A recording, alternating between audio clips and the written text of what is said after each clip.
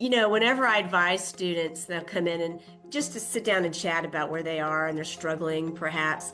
I always say it's like a curvy path. You go over here, sometimes you go off the road a little bit or the path a little bit, and then you Yep. just get back on it. And I keep saying, go forward motion. You'll never regret it. Hey everyone, I'm Steve Loflin and welcome back to ScholarScoop. I'm really excited about today's conversation because it brings me back to someone who has been a friend and a big supporter in my life for decades, Dr. Mary Ashlock. Mary and I met way back in graduate school at Florida State University, and she's gone on to become an award-winning professor of communications, a sought-after consultant, and someone who has helped countless students find their footing in school, work, and life. Today, we're diving into the big questions students and young professionals face. Should I go to graduate school? What skills actually matter for my career? How do I build leadership and communication abilities? And how do you even figure out your path when everything feels a little bit uncertain? Mary brings so much wisdom, heart, and humor to these topics.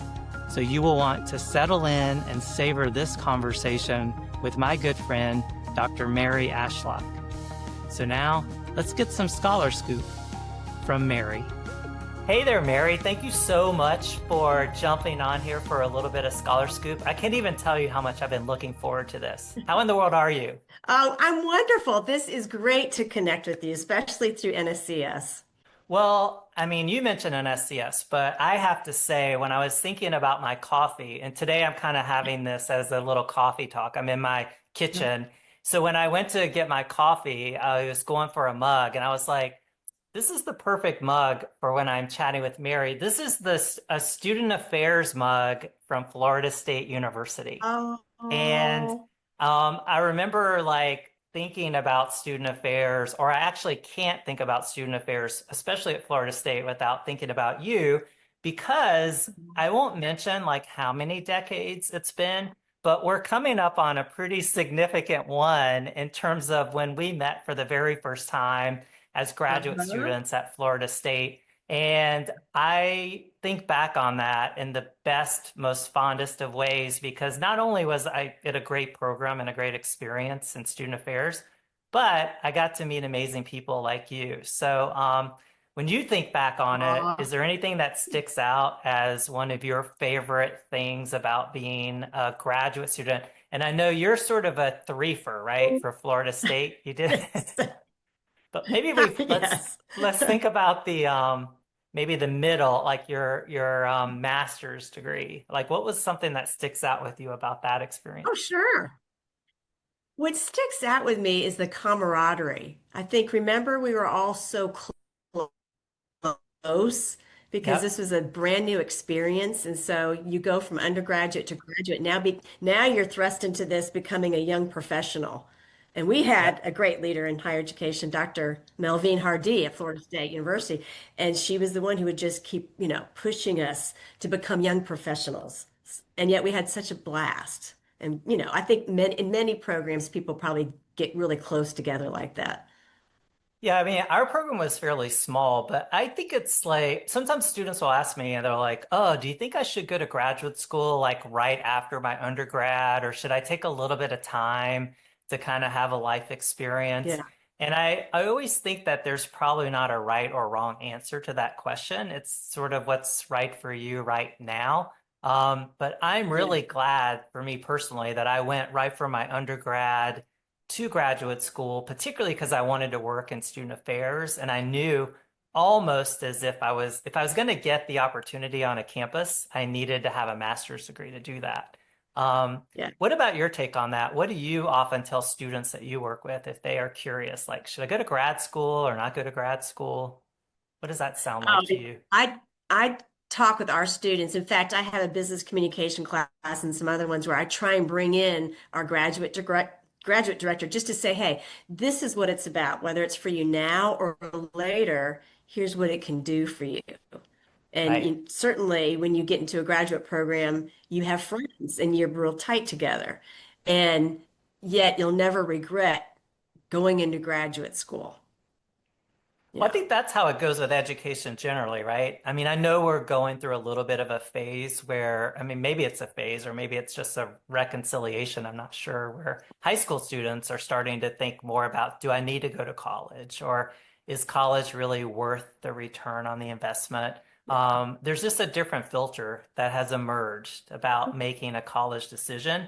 And I generally believe that not everybody's maybe cut out for college, or you maybe don't need college if some of your aspirations for life are not aligned with the degree that you can get. But Mhm. I don't think most people would regret having a degree. I don't think there's a downside. Do you see it that way, or am I thinking about this totally the wrong way? Oh, yeah, I completely see it that way. And, whenever I advise students, they'll come in and just to sit down and chat about where they are and they're struggling, perhaps. I always say it's like a curvy path. You go over here, sometimes you go off the road a little bit or the path a little bit, and then you Yeah. just get back on it. And I keep saying, go forward motion. You'll never regret it. Yeah, I think sometimes you just have to make a decision and then stick with it for a while. Because you don't know, it might Yeah. turn into something. I mean, just about any decision or choices that you make are going to turn into a learning experience, right? Whether it's all the time what you were hoping Absolutely. Yeah. for, maybe it wasn't what you were hoping for, but you That's learned right. Uh-huh. something along the way that helps you become better because of the experience. Is that not true? Or Absolutely. Oh, absolutely. And that's right. That's why I keep guiding people. I said it's not a straight and narrow path. You're going to go and pick up things along the way, and that's okay. yeah, and I mean, I look at you and all the success that you've had in your career, and I think, you went from the master's program into the doctoral program, and you became super great at communication and, teaching communication and also consulting. And Mhm. one of the things that I've heard students often say is when they go to the Career Center or they're thinking about what to do, the idea of working for like a large consulting firm will come up. And it's like, what do consultants do anyway, right? Like, Uh-huh. and how much experience do you have to have before you could qualify as being really good at consulting? And so I know you were a consultant. You may still do some of that, I'm not sure, but you were always so good at it. Like, what's your take on consulting, and how would you what would you give to students that might be thinking about, could I be a consultant, and what does that actually mean? Well, the way I started out, I was asked to do a seminar at the University of South Carolina when I was at the Sumter campus. So I said, okay, what do you need? Oh, leadership. Well, you and I had that training and residence hall training and leadership. And, okay, what do you need to do? So I had bank managers. That was my first group, bank Hmm. managers. And I said, let me just guide them through some leadership things and some fun activities. And they were laughing. And yet we would bring it back to say, this is how we're getting along. So it started out with that. And then I was doing another seminar on the Air Force Base, and then somebody saw me and said, "Hey, why don't you come with us? You can learn what we do and we can train you with what our material is." I said, "Okay." So that's how it really started. And yeah, I still do it with different groups now. Well, you know what's interesting about that, and I say this all the time, and you just referenced this in that answer. Um, we went through a master's program together where we learned a lot about how to do the ins and outs of all kinds of things related to student affairs. But Yeah. when I think back to my undergraduate experience, and I tell people all the time, like, so much learning that you get from college happens outside of the classroom. There's a lot of great things that you get in the classroom, but outside the classroom, you're also learning skills that will help you in ways that you could never imagine. And I just remember going through training to be an orientation leader, or to be a student government senator, or to be a resident assistant. You Yeah. learn all of these things that you were just talking about that you could take to a group of people, and they almost think that you're like so amazingly capable. And in the back of your mind, you're like, well, this is just coming from being an RA or an Yes. orientation leader. And Uh-huh. I think it's such a good reminder that like students should also make it a priority to get involved in things when they're a student, because the learning might turn into the things that can make you perfectly qualified to be a good consultant, even though you might not think about that immediately. Absolutely. And I know different companies will target the student leaders, all the student leaders you just mentioned, for that Yeah. reason. They know that they're better prepared. Yeah, I think, and employers are all the time saying we have to find ways that students are differentiated when we're looking to bring them in for an interview. And then after the interview, when you have two or three people that you've narrowed it down to that are all really good candidates, so many times it's that one experience that this student might have had that sets them a little bit apart from the others. And those little experiences always seem to revolve around something that they've done outside the classroom, right? It's like, Outside the classroom. and I mean, Mhm. we say that about NSCS a lot to students. It's like sometimes just being a part of this is the differentiator between you and another great high achieving candidate for a role. But I do think that those skills that you learn, beyond just helping you maybe get the job, they're just going to be what you walk in the door with in your toolbox that's going to help you really start your career off on the right foot. Yes. I think that's really good. And so I want to Hmm. just change gears for a second because Okay. now I know that you've been working toward this for a while, but if I'm not mistaken, you've recently become a tenured faculty member. Is that correct?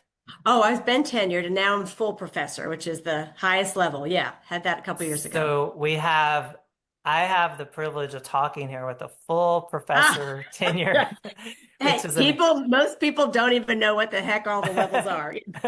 But, it's like that's the beauty of when you get to know someone who's amazing for such a long time, right? You see people have all of these milestones that they're Yeah. accomplishing and all these capabilities that they're bringing.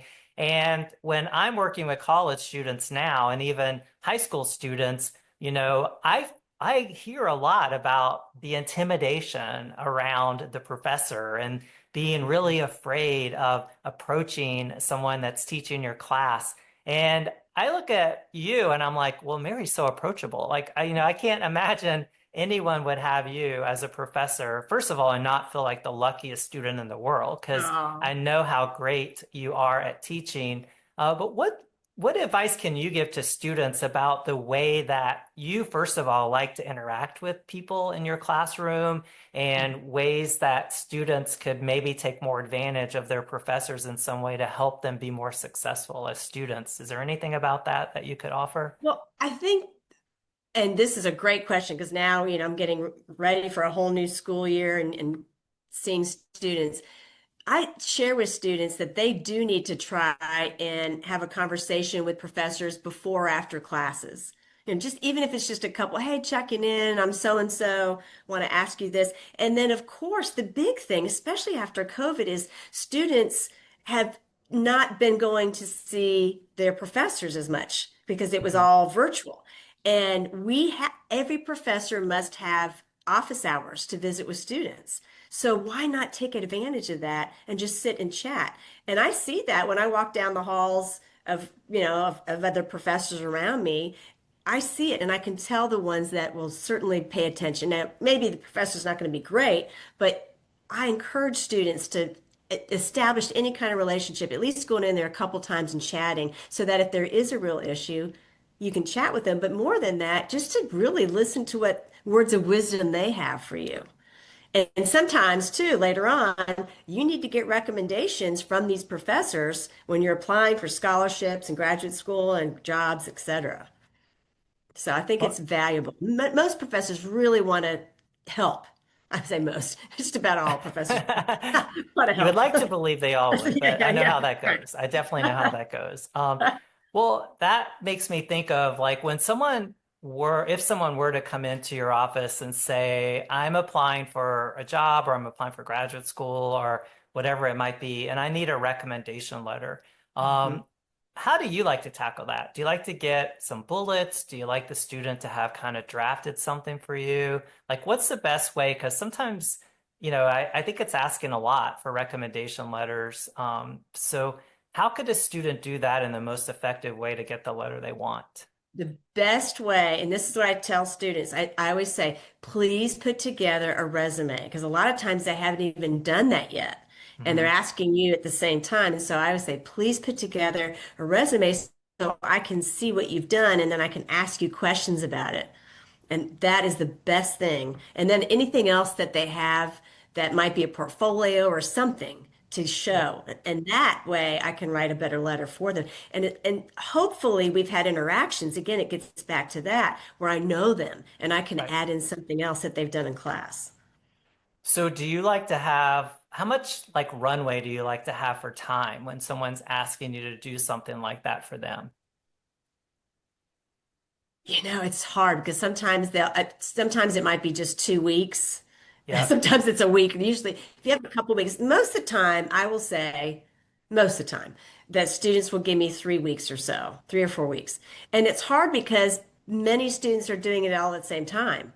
And Right. you're trying, and I try to write something more individualized for them. So at least a few weeks would be great. A month would be even better, but sometimes they can't help it if they have something that came up and they just all of a sudden need a letter of recommendation. Yep. So at the moment, like what are the classes that you're teaching? Like what's the topic of the classes that you teach now or most often? Right? Yeah. Okay. So to give you an example, right now in the fall, I'll be teaching a large auditorium class, Introduction to Communication. So every week it might be on social media, it might be on whatever. And so it's very interactive, believe it or not.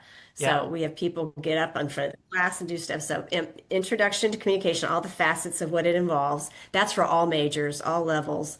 And then I teach interpersonal communication, business communication, Hmm. teach a research class. That's for Okay. graduate students. So mostly it's the business communication, interpersonal, and the large communication class I teach. Well, going back to what we were talking about a few minutes ago, along the lines of the things that you learn outside the classroom, Mhm.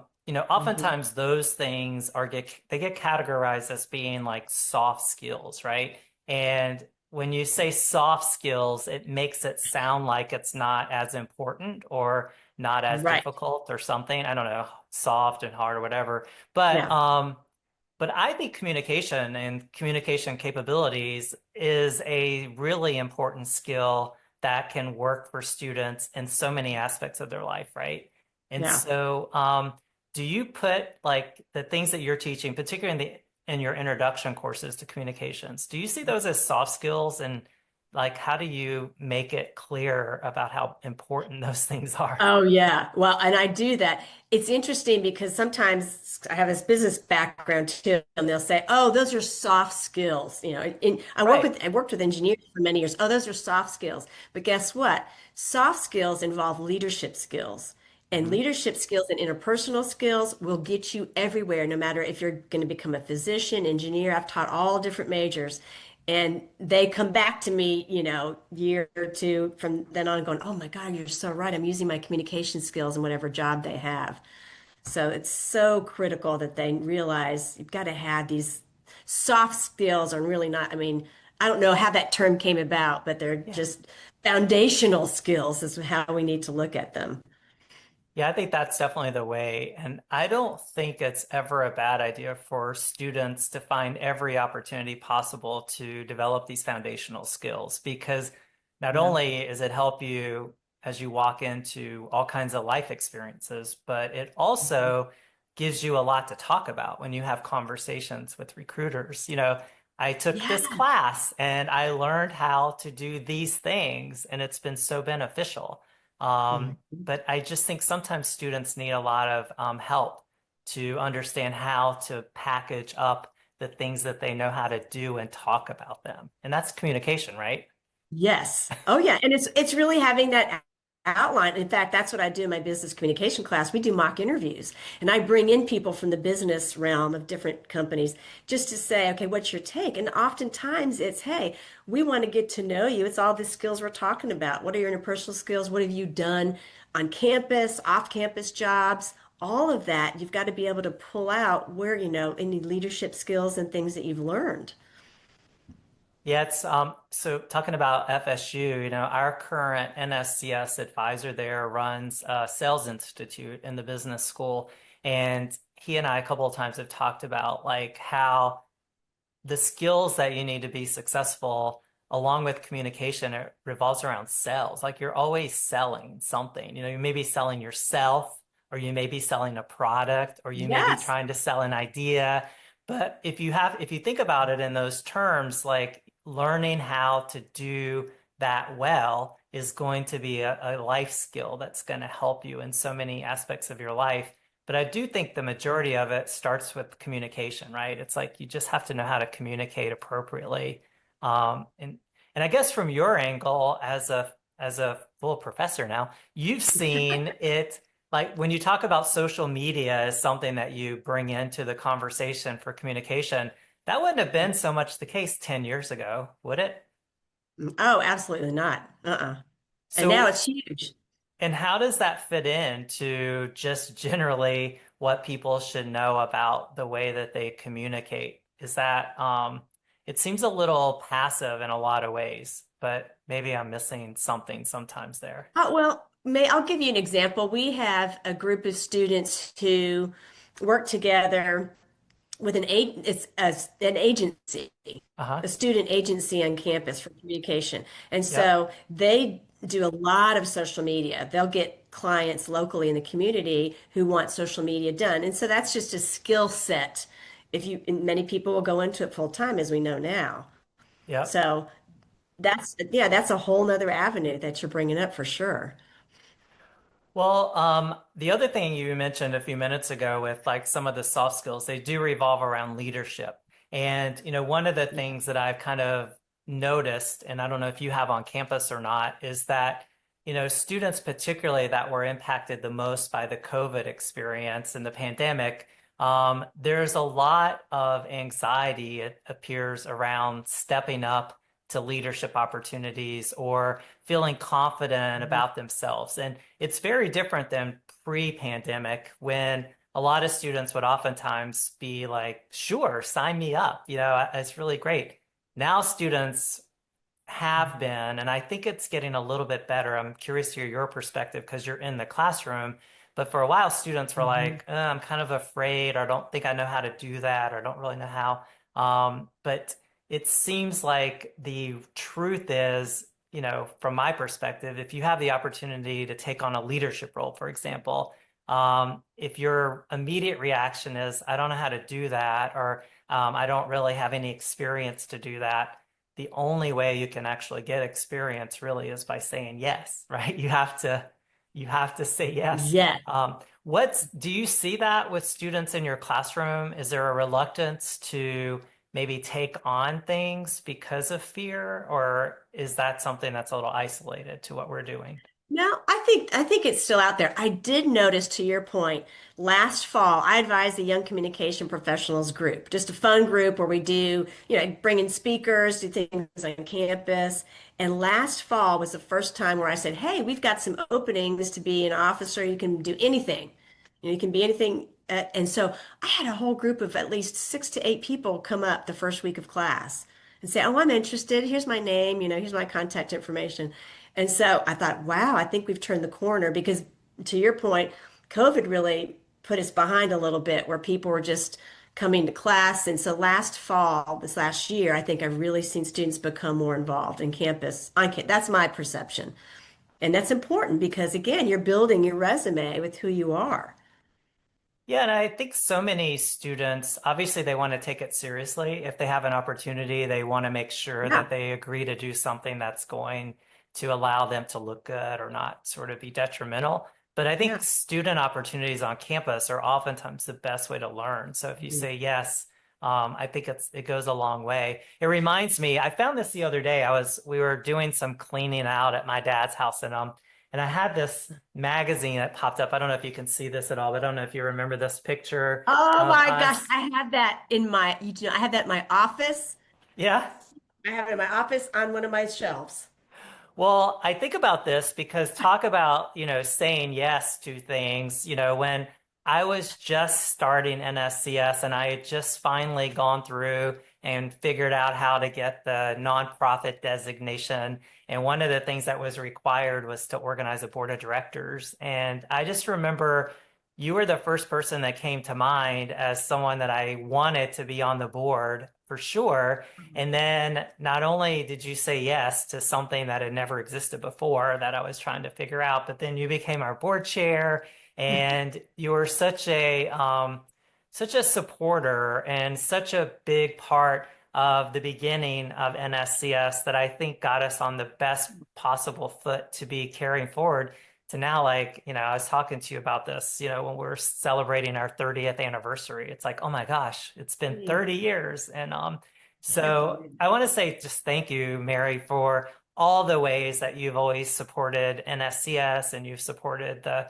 crazy ideas that I oftentimes come with. But more importantly, to the point that we've been making here, like, you're like, yes, and I don't know if Mhm. at that point, that many years ago, you'd ever been on a board or you'd ever chaired a board or whatever, but you certainly were like, yes, I'll do it. Right. And I think we Yeah, figured out a lot of stuff together, that's for sure. But thank you for we that. It sure really does did. mean a lot. And, It was, more than, 1.6 million lifetime members later, it really was an important start to doing something that's made a big difference for a lot of students. So thank you for that. Mhm.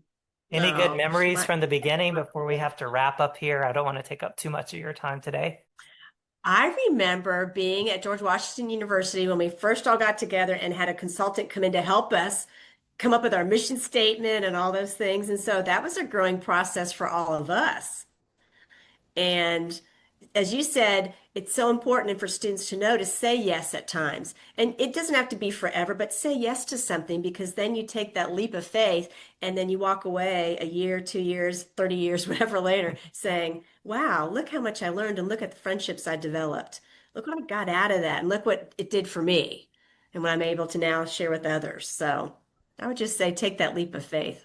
Yeah, and I think taking the leap of faith is something that more and more people should be encouraged to do, because I always think of it like from the life experience. It's such a journey. And I know you mentioned earlier it's sort of a lot of weaving and going in all kinds of directions. But, if you think about it, like, life is more fulfilling when it's made up of experiences and it's made up of opportunities. So it's always good to say yes, because if you start with yes, you just never know what that's going to do to enhance your life or make things better.